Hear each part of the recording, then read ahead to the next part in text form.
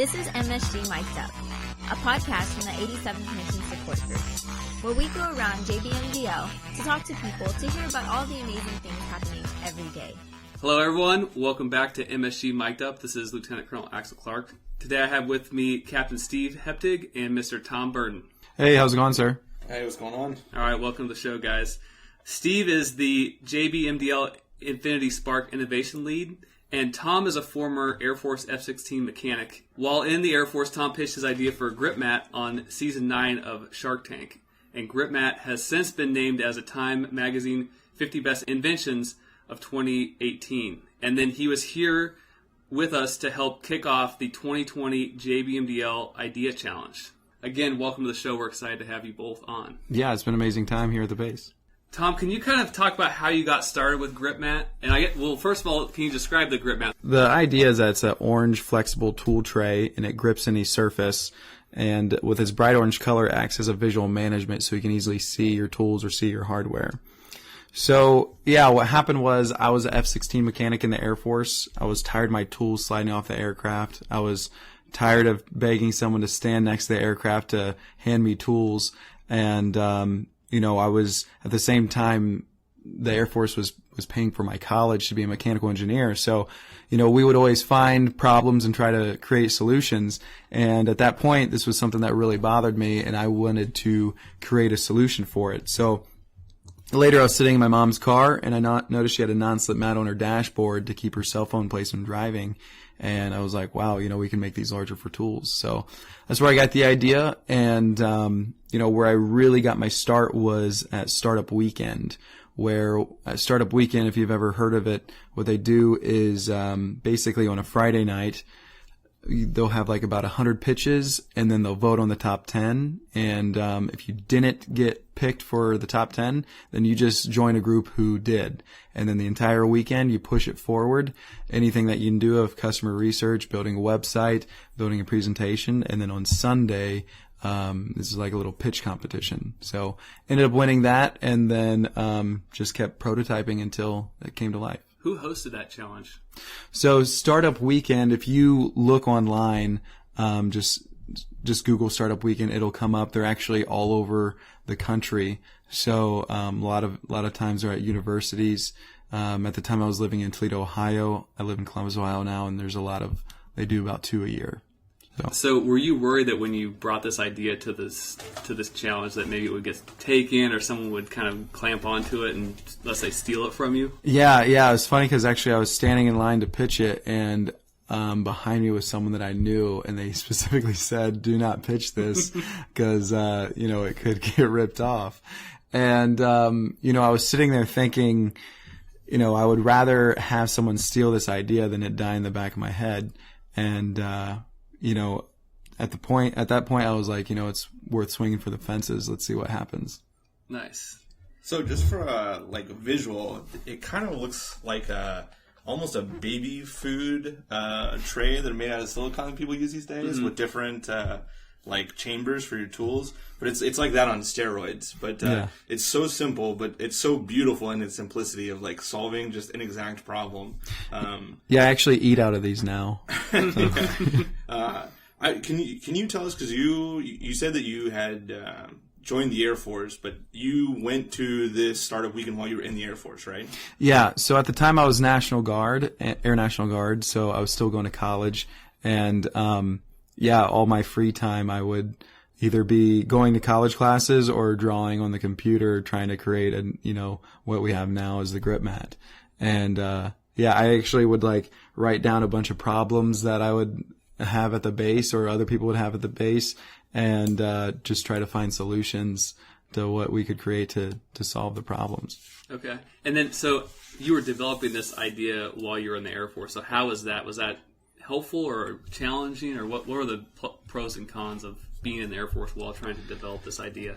Yeah, being in the Air Force honestly was a huge blessing. Being in the Air Force, there's so many resources that you have at your fingertips that a lot of people I see not taking full advantage of it.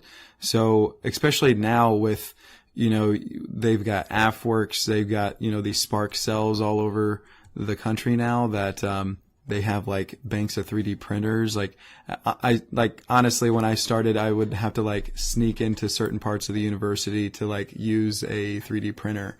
And, yeah, that's honestly how I learned how to use 3D printers, was by like sneaking into this one lab during, like after hours, and I would like know who had the key to the room. Where like there's no more of doing that now. We got even better printers, and you guys have an amazing innovation lab here at the base. When we played the pitch that you gave on Shark Tank at the keynote this morning, and it was a smooth pitch. It looked great. Was this always a smooth process, or did you hit setbacks along the way? Yeah, it's funny like thinking about that, because like when I finally got on Shark Tank, it was about 4 years of working on this, and like now it's been, I think we're coming up on 6. Actually, it might have been 5 years until we got on Shark Tank.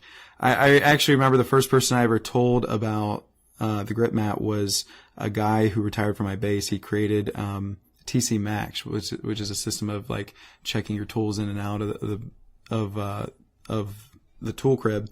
And I remember asking, his name is Rick Letterman. I remember asking Rick, how long did it take you for your product to be, all over like Air Force wide?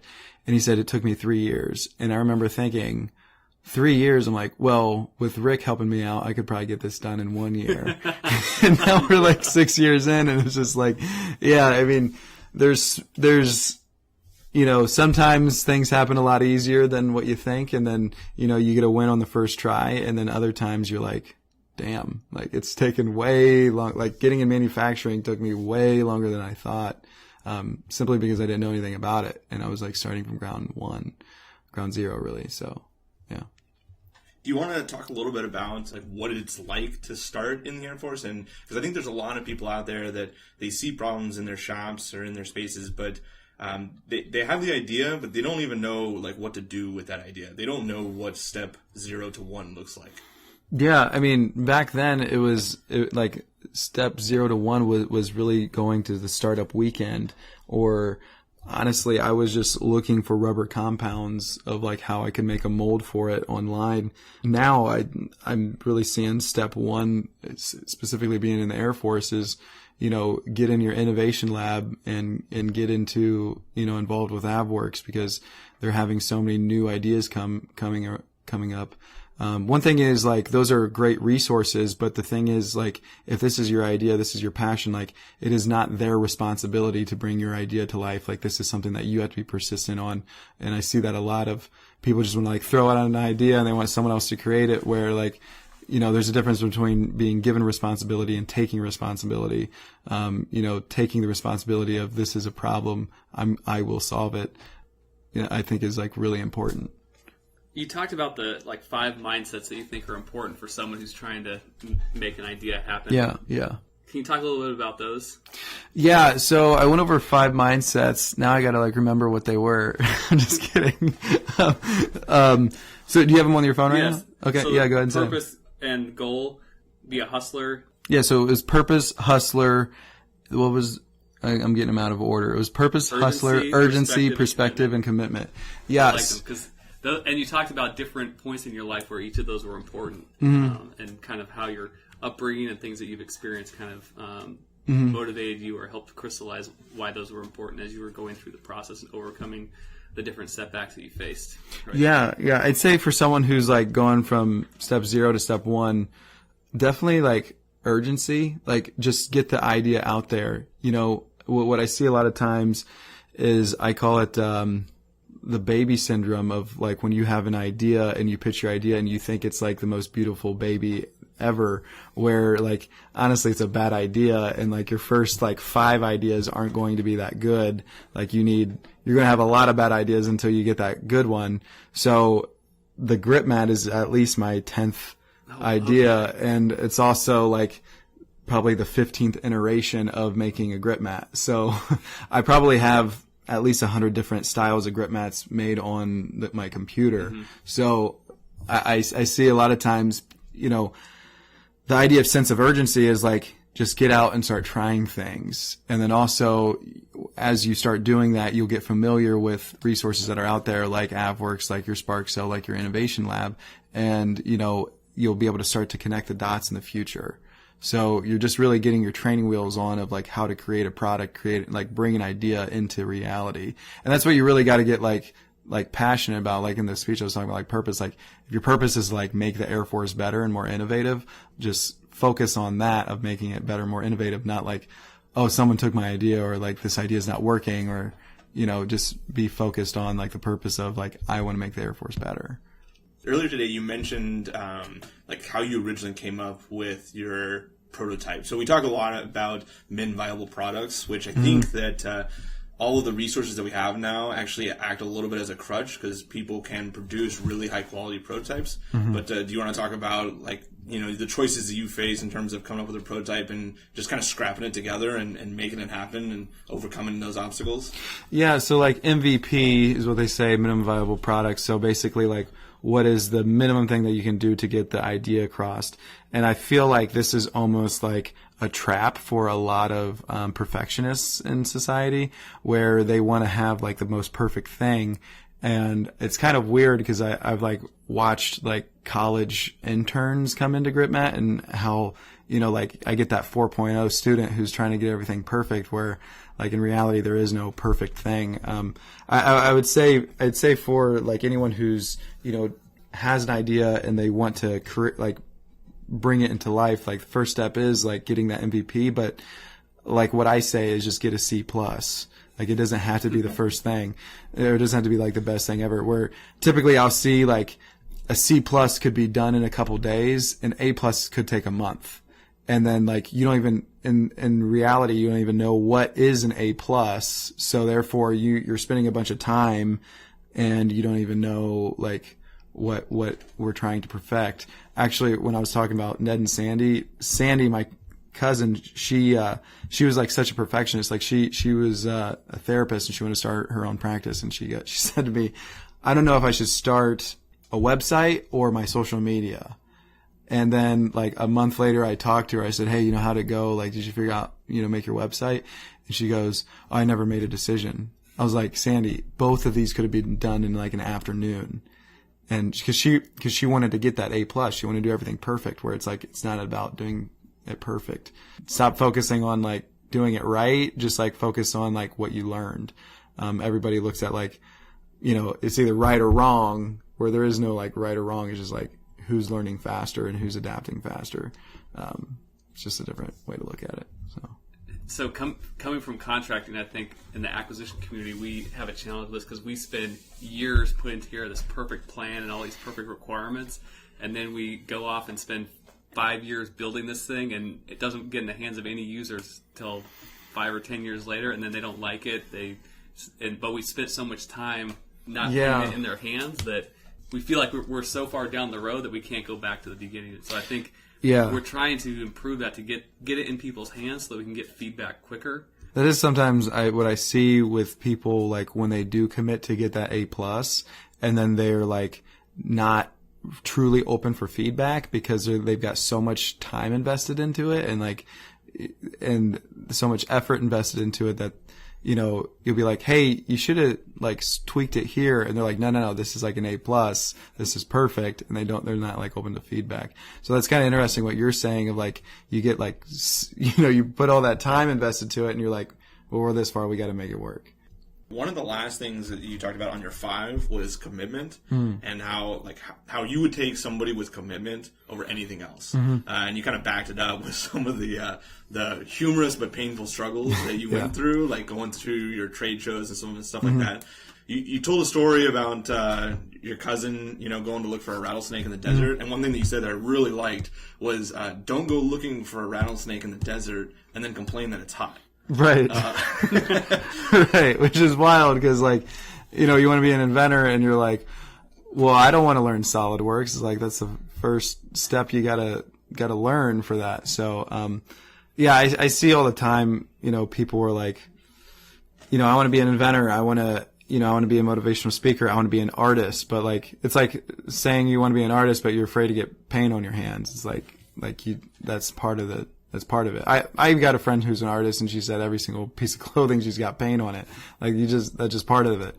If you can't want to be, a motivational speaker or like some type of like you can't be a famous actor and be like, well, I'm not really willing to memorize lines. And I see people do that all the time where it's like, well, I got this idea. I just like don't want to do any work to like bring it to life. It's kind of wild to me. One of the other things you talked about were the naysayers out there. And so did you have any naysayers in your work center? I know you mentioned a lot of times it's the family, but what about in your work center? You bring it to your buddy or someone else in the office and they're like, I don't think so. That's not going to work. How do you overcome something like that? Yeah, there was a point where I was like really trying to see why are they saying no? And sometimes I don't know if I said this when I was up there, but there was a point like I remember I had a couple ideas and I like middle of the week came to the base and I was talking to a master sergeant and he was like, yeah, this would never work. And I recognized like it wasn't that he didn't believe in it. Like he believed that it was a solution. He was someone who like quit on his dreams and like to justify him quitting on his dreams, he like wants me to fail or like not go for my dreams. And it was just, it's weird of like when you really see, like when you watch someone's face of like being negative towards it, because after like later, there's some people that would be like negative towards it. And then after like Shark Tank hit, it was just like, yeah, man, I always knew like you would make it. And I was just like, no, you didn't, dude. Like you're that master sergeant that told me no. Yeah, I mean, there was like one situation I told you guys briefly, like I was searching for a trade show to go to, and long story short, I came in contact with someone who helped get military contracts for small businesses. And she told me like, hey, here's a map of the United States. You can email each leading general of each state. And I was like really afraid to do it. Like this is killing every role of the chain of command. Long story short, the very next morning on Sunday on drill weekend, I was like getting chewed out by a colonel for like skipping the chain of command, exactly what I said. And it was funny because I was like trying to say her name. They're like, we don't know who that is. We don't care. You're not safe here. And, yeah, it was funny. Like, and I felt like that colonel like really started to back down when he just saw like how like persistent I was. There was a point where he was like, so what is your idea? And I had like a binder full of like CAD drawings. I had this like giant like table like covered in CAD drawings. I was like, right here when we're working on the jet, we set tools inside the jet and, that goes against this AFI and, everything. And he's like, actually, I used to be a maintainer and this makes a lot of sense. So yeah, when you get those naysayers, I mean, I said it today of like, when you get those naysayers, like one thing is, like if you ask someone for help or someone's not being supportive, like it is not their obligation, it is not their duty to fulfill your dreams, to bring your idea to life. And then also like you do not give them the opportunity to stop you.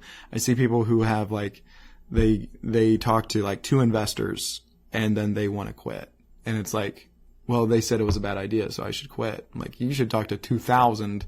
Talk to 200, we'll edit your pitch if you keep getting no. And then like clearly something we need to adjust, but like that doesn't mean you quit. So yeah, kind of going back to the commitment of being persistent. So one thing that I thought was really interesting that we definitely don't see in an auditorium full of people is you asked us at one point to do some visualization, essentially is what it was. Some power poses and visualization. And there is a lot of data out there from behavioral scientists and psychologists saying that is a viable strategy that works. Like to do a power pose before you go into a meeting, to take some time and think about like what your goals are. Mm-hmm. And especially recently I've been hearing more about how it's important to let our minds be bored, that's when they're the most creative, and you will often come up with creative ideas after you allow yourself to be a little bored, and we don't get that very much in our society. Mm-hmm. So this morning you asked us to put our hands above our heads in a power pose and think for 2 minutes about what it would look like for us to achieve our goals. And then you asked us to do 8 minutes of something else. You want to kind of talk us through that? Yeah. What you have done to get here? Right. So like 2 minutes, hands up in like a V, and like you're visualizing like what it's like to succeed your goal.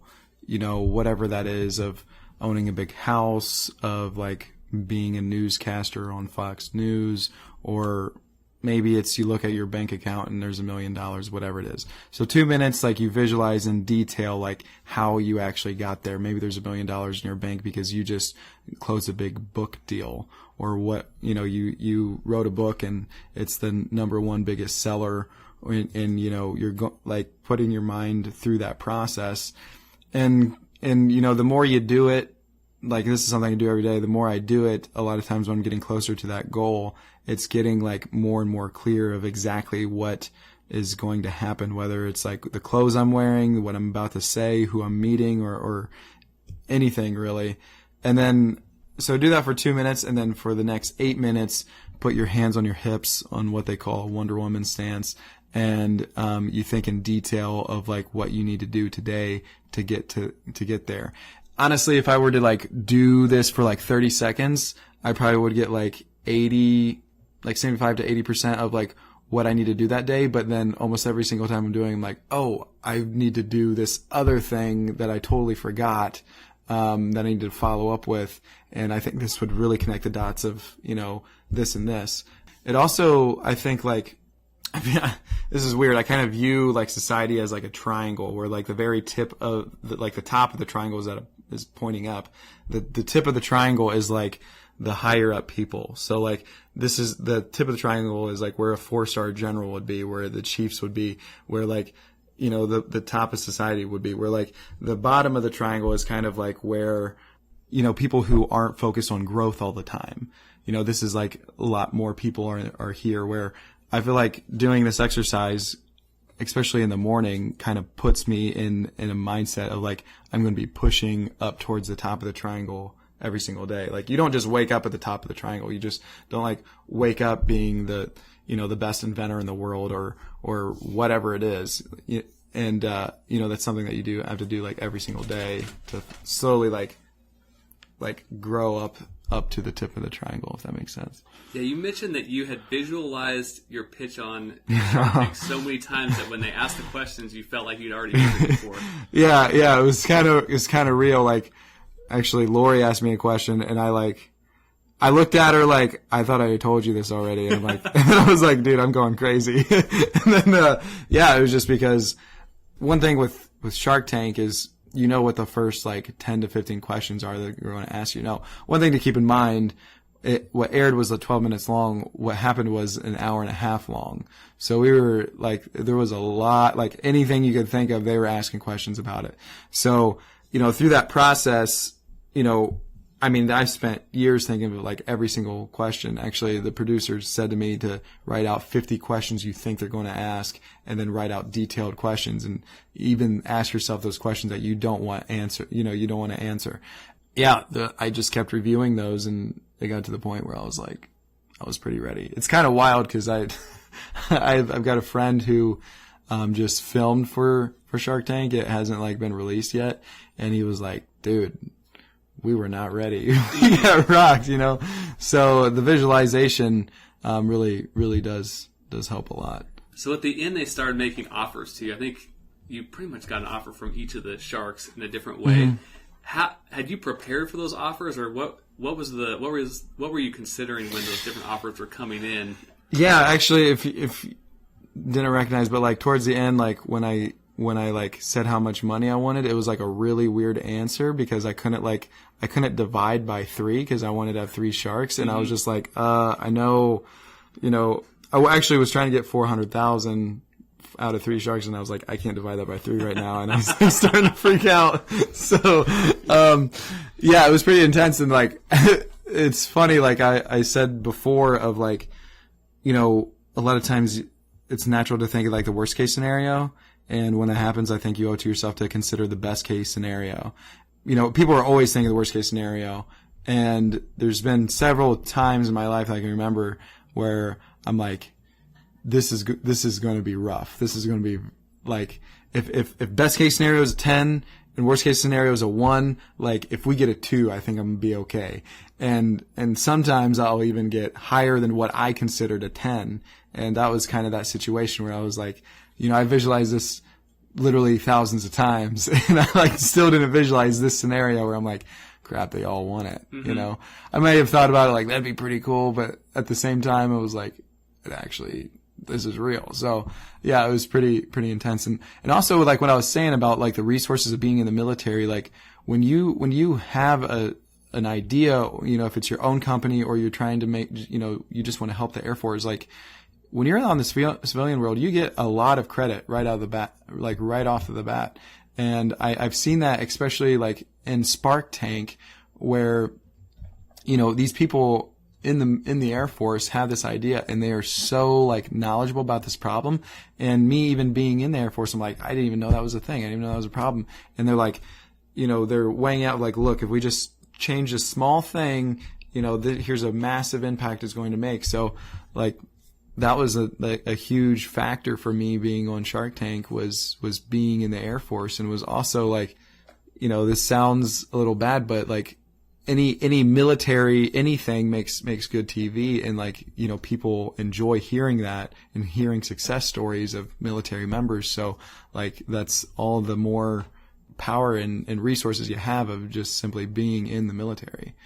So yeah, it's definitely impactful. When you went in to film the TV show, was that the first time you met the sharks? Or like, how did they actually have you go through that filming process? Yeah. So the thing is, you do a practice run like with the cast, because honestly, the whole idea of the practice run is like to make sure you don't freak out, because there's a lot of they're paying a lot of money for camera crew. They got the sharks there, like they want to make sure you're going to at least be TV worthy. I bombed the practice pitch so bad that I actually froze, and my producer in the back had like yell out the next line for me to like start going again. And I was just like so stressed out.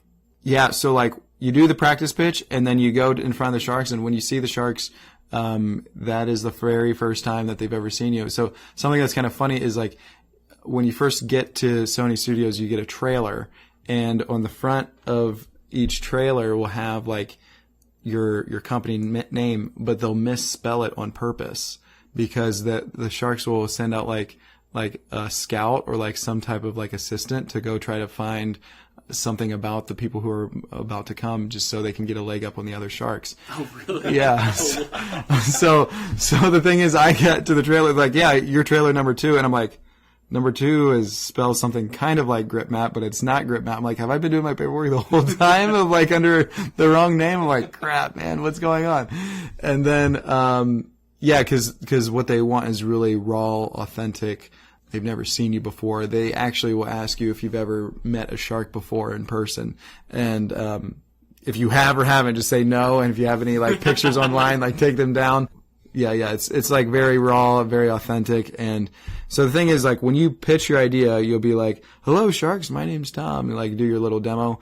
The second that they ask a question, nothing is rehearsed. Like the sharks don't have anything rehearsed, and like you'll practice your pitch, and you practicing your pitch is on you. It's not like they put you through a pitch camp or whatever. Like that is it. Like, and then whatever you bring on stage is your responsibility. They're there to like help you before it happens, but like that's what they want, like sink or swim, like this is it. So there's no cuts, there's nothing, and you just go until there's no stopping. So all right, so I think we're about up on time. Yeah. Do you have anything else that you want to share with the airmen out there at JBMDL? Your last comments? Yeah, I would say, I was just at the Innovation Lab. It is pretty awesome. It was amazing. I was actually shocked when I walked in there, and it sounds like you guys got a pretty solid crew there. So definitely get there. If you have an idea, you guys are having like a little, what's the competition? The of JBMDL like, Idea Challenge. Idea Challenge. Like, I would be all over that if I was here. So definitely submit an idea. No matter how like good or bad you think the idea is,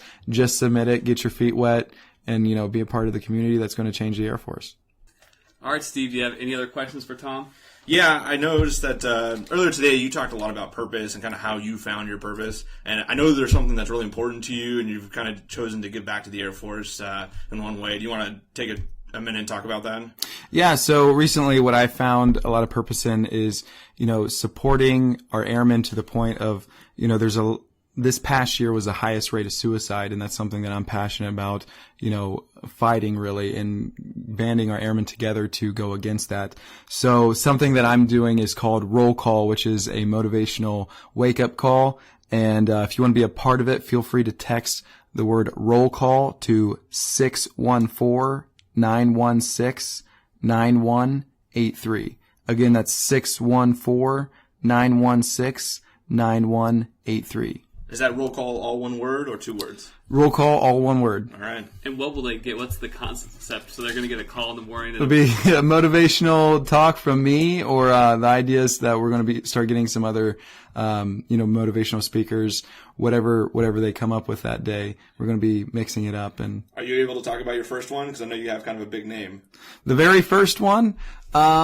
So the thing is, sign up for it. We're not yet organized. We're starting to get there. We're starting to take phone numbers first, and then we'll go from there. So stay tuned. I'll give you a surprise. But you got some interesting names in military entrepreneurs. Oh yeah, Jocko. Jocko is the guy that I'm going for. So if you've ever heard of the book Extreme Ownership, he's amazing. He's got an awesome book. Definitely check it out. So that's someone that I'm going to be shooting for to be part of the wake up call. Nice. All right, Tom. Well, thanks a lot for coming on the show. And for those of you out there across JBMDL, we've got the JBMDL Idea Challenge. We'll put the URL in the show notes, but that's closes on the 1st of November, so we have another month or so to get your ideas in. And we're also building in some education along with that. So look out for opportunities to go to workshops to both refine your idea, and then also for the ideas that are selected, we're going to provide some education on how to pitch before you pitch leadership. So get out there and get your idea in the system.